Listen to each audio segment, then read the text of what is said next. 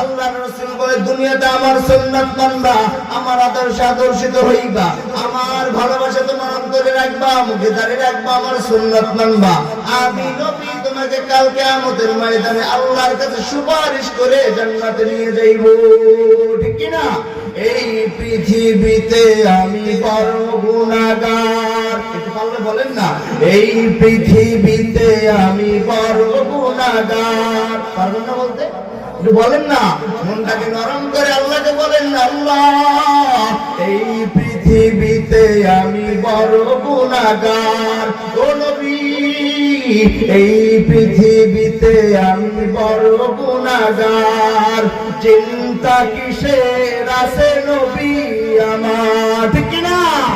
এই পৃথিবীতে আমি বড় গুনাহগার, চিন্তা কিসের আছে রাসূল আমার।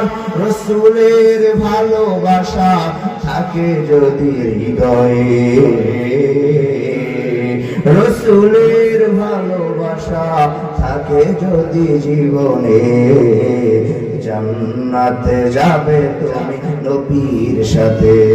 জান্নাতে যাওয়ার আশা তো ইনশাআল্লাহ, আশা আছে ইনশাআল্লাহ আমাদের অন্তরে, আছে না?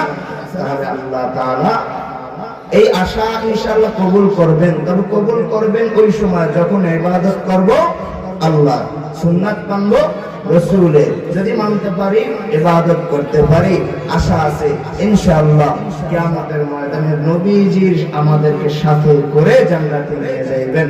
আল্লাহ তাআলা আমাদেরকে কবুল করুক, সকলে বলে আমিন। ওয়া আখিরু দাওয়ানা আলহামদুলিল্লাহি রাব্বিল আলামিন। আসসালামু আলাইকুম ওয়া রাহমাতুল্লাহি ওয়া বারাকাতুহু।